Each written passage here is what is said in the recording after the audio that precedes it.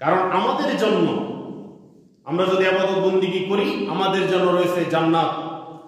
জান্নাত মানে আল্লাহর রহমত, আল্লাহর দয়া, আর ফেরেশতাদের অভিবাদন, ফেরেশতাদের মুবারকবাদ, অর্থাৎ সম্মান, ইজ্জত।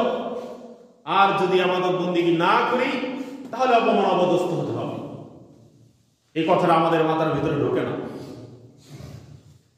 দিনের পর দিন এইভাবে করে অবাধ্য হয়ে ঘুরে বেড়ানো, এইভাবে অবাধ্য হয়ে চলাফেরা যারা করবে তারা হচ্ছে আল্লাহর শত্রু। তাদের অবস্থাটা কি হবে আমি খুতবার শেষের দিকে বলবো ইনশাআল্লাহ।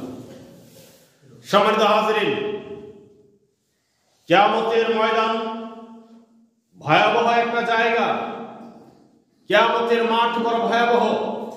কবরের আলোচনা আমি অনেক করেছি, কিয়ামতের কিছু বিষয় আপনাদেরকে আমি জানিয়েছি। আজকে আমি আপনাদের সামনে এই কিয়ামত সম্পর্কে কিছু কথা বলবো ইনশাআল্লাহ। রাসূল সাল্লাল্লাহু আলাইহি ওয়াসাল্লাম বলেন, ইউশারুন নাসু ইয়াউমাল কিয়ামাতি হুফাতান উরাতান গুরলান। কিয়ামতের দিন আল্লাহ রাব্বুল আলামিন আদম সন্তানকে, মানুষদেরকে উঠাবেন এমন অবস্থায় তারা থাকবে উলঙ্গ। তাদের গায়ে কোনো কাপড় থাকবে না, তাদের পায়ে কোনো জুতা থাকবে না, তাদের কোনো খতনা দেওয়া থাকবে না।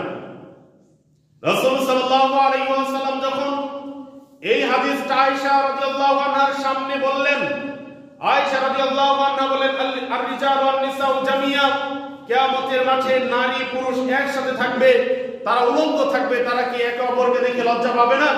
তখন রাসূল সাল্লাল্লাহু আলাইহি ওয়াসাল্লাম বললেন, হে আয়েশা শুনে রাখো, অবস্থা এমন জটিল হবে, কিয়ামতের ময়দান এমন ভয়াবহ জায়গা, সেখানে একজন মানুষ উলঙ্গ আছে নাকি কাপড় পরে আছে এটা দেখার কোনো হুঁশ জ্ঞান মানুষের মধ্যে থাকবে না।